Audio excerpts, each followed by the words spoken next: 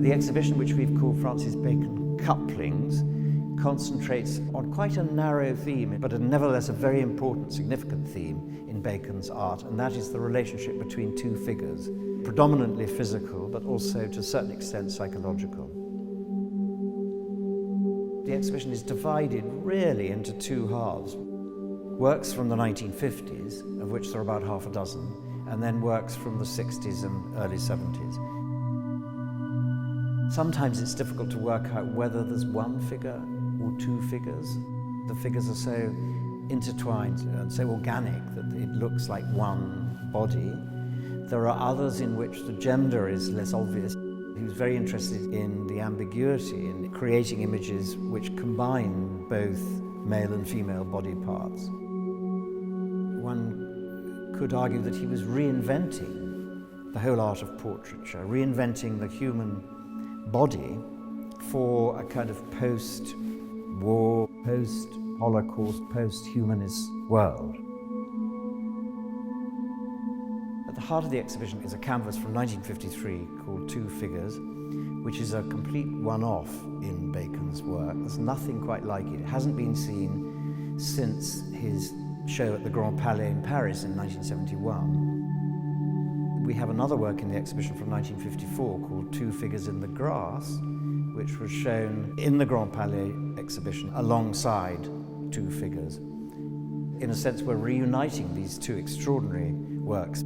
And Bacon didn't return to the subject of coupling males until 1967, by which time the Homosexual Offences Act was passed in that year, decriminalising homosexuality in England and Wales.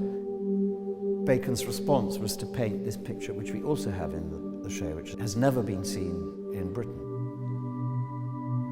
I think this is the first time that an exhibition has really concentrated on Bacon's private life to that extent, because so much of what he painted was autobiographical. The two great men in his life during the period of this show were, first of all, Peter Lacey, who was a former RAF fighter pilot in World War II, who kind of dominated Bacon's art in the 1950s. They had a very passionate but violent relationship. And when Lacey died in the early 60s, Bacon met George Dyer, who became the subject really of his paintings from 1963 onwards. After Dyer's death in 1971, Dyer kind of haunted Bacon's work. Bacon, as an artist, would use anything to give him ideas for his imagery.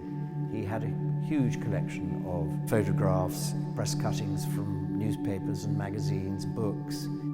So all this was kind of lying around in his studio, these scraps and fragments that he would pick up and use. When he painted a portrait, never painted it from life. He would much prefer to work from memory and from a photograph. In the triptych behind me, all three panels show figures or a figure on a bed in this very energetic, writhing, kind of intertwined activity, and how often Bacon liked to pose his figures on what looked like plinths in a way. They're sort of very sculptural. He very much favoured these gold frames and reflective glass. He wanted you, the viewer, to see yourself in the glass. He thought art was, after all, artificial. The word, in a sense, comes from artificial, and the more artificial you could make it by surrounding your images with gold frames and glass, the better.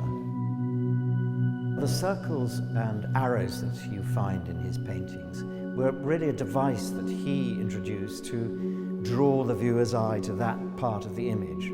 He's saying, this is where I want you to look. And again, of course, it underlines the whole artificiality of what he was doing. Although I know he painted in series, I think if you have too many in a room, they fight against each other. They often look better in small spaces. His own studio was very small. It was a Mews flat in South Kensington in London. His biggest canvases are 2 meters high by 1.5 wide.